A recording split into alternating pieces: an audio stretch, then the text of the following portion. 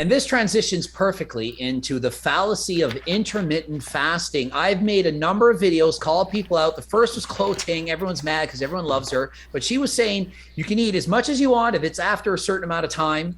I've done another video. A woman, she was saying, I did another video. A woman was saying, I can eat all the butter, steak, salmon, all I want, as long as it's after 4, as long as you're drinking enough water. And I was like, no, you can't. If you overeat those calories, you're going to gain weight. And she debated me, said, no, you're wrong. This doctor said this doctor said that. Calories in, calories out. If you're not in a deficit, you're not losing weight. So they've made it look like you can eat as much as you want. And with intermittent fasting, a lot of people have made it look like so long as you eat in a certain window, 8 hours, 1 hour of OMAD, that you can't gain weight. And I'm like, you can. It just depends on how many calories you're eating. So what do you say to these people? Can you actually eat what you want if you're intermittent fasting? Well, hey, after this video, do check out Thrive Market. Okay, if you are watching what you're eating and you're just trying to make better moves with your body and better moves overall, then I would definitely recommend they're an online membership-based grocery store. Okay, so you go, you log on, you can sort by what kind of foods you want. Let's say I want gluten-free options, check that box. Let's say I want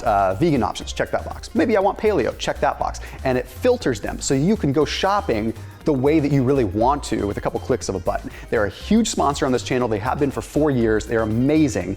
And because they're an awesome sponsor, that link down below will save you 25% off of your first order, but also get you a free gift. So you definitely want to check out Thrive Market. So that link is down below in the description. And a big thank you to them and a thank you to you for supporting the brands that keep this channel alive. I mean, you can eat what you want, but you still have to keep track of how much. Okay, I mean, I will say that the evidence is interesting with people that, like, during a fasting period, you have an increase in adrenaline, you have an increase in these catecholamines that amount to perhaps 100 or so calories extra burned in basal metabolic rate just from the stress of a fast. So you might get an extra 100 calories, but that's not what we're really talking about. People are really taking it, they're saying like, okay, yeah, as long as like all physics and math goes out the window, it's only about time. That's not the case. I mean, take it from me, I'm like obviously a huge intermittent faster. I probably have, in terms of YouTube, most of my following is intermittent fasting related. I mean, I have a lot of keto, but fasting is really the big thing. And I've caught a lot of heat when I tell people not to fast every day, and this circles right back to this. And the reason is because people lose weight with intermittent fasting for 2 or 3 reasons. Okay, reason number 1, it puts them in a box. They have less amount of time to eat as much food, okay? 2, they develop a sense of control, of mastery. That's why I like to fast. When I'm not eating, I feel laser focused and I feel like I'm developing some control. I feel like with that control, it carries over into my eating window. Okay. And then number 3, a lot of times they end up feeling like it kind of piggybacks off of that. But because they're feeling good after their fast, a lot of times people don't want to necessarily eat garbage. They actually do make good decisions. And if you're consciously doing that, like when your stomach is like, you haven't been eating for 16 hours, believe it or not, like sometimes you're hungry and you want to eat a bunch of pizza, and some people are that way, but once you've been doing it for a while, you realize, like I actually want to get nourishment. But people run into this situation where, okay, yeah, you're condensing your eating window. So yes, you're probably eating less. Okay, you probably are but I mean, that's not to say that people don't. People absolutely do binge and go crazy, and that's a problem in and of itself. I'm guilty of that, which is why I have to exercise some control. But you find this pattern going. This is what happens, and I caution people with this, and I say this on my channel, and unfortunately it catches flack. But once you find yourself enjoying intermittent fasting, it's a slippery slope, because you still end up finding yourself, I reduced down to 2,000 calories. Okay, then, well, that was great. Well, so I'm gonna fast a little bit longer. So I'm gonna fast for 18 hours. Okay, that's great. But then you're gonna fast longer, 20. Then you start seeing people being like, I'm doing 72-hour fasts once a week. And then you start finding, then their weight loss stops. Then they start gaining weight. Well, why? Because just like anything, your body is adjusting. It's not a bad thing that your metabolism slows down. Your metabolism it is in terms of weight loss, but your metabolism is slowing down on purpose to try to protect you. If it notices that you're not eating a lot of food, then why on earth, from an evolutionary standpoint, would your body want to keep the metabolism revving super high? You'd break every tissue down. Your body's trying to save you, so it's trying to say, I'm going to slow things down so you don't waste away. So it's doing what it's supposed to do. So with intermittent fasting, you need to think of it completely aside from a weight loss strategy and think of it purely as a timing strategy. Okay, so in your eating window, like still track how much you're eating, still pay attention to that. Yes, could you have more flexibility? I don't know if you literally could have more flexibility, but you can have more flexibility because the chances are you're probably not going to overeat as much unless you have this completely reactive tendency. And which is why I'm like very critical about after, people are probably going to recite this because they hear me say it, right when you break a fast, protein, protein, protein, then wait an hour and then eat a little bit more relaxed. Why? Let the protein do its job, let it satiate you, let it chill your mind out so you're not running to the cake, because once that protein digests a little bit, then you'll realize, oh, I can make a better conscious decision and not eat a bunch of garbage. Because it's a real thing. And if you look at the research with fasting, yes, it is awesome stuff. People really do have tremendous results with it. Calories, absolutely. But the fasting period itself, sure, there's a lot of benefits. Ketones form, there's a lot of benefits for the brain, there's a lot of benefits for focus. That's why I like it. I like, I'm fasted right now, right? It's like I feel mentally clear.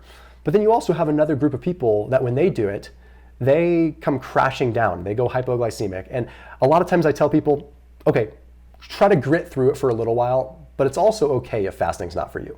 And one thing that I usually recommend if people, like when you just put yourself into a box, it always helps. Like any kind of structure of any sort does something in the brain where it helps you. So some people it's logging their food. It's that structure it does things. For some people it's having a specific set period of time. That structure is all they need to open the floodgates to making better decisions.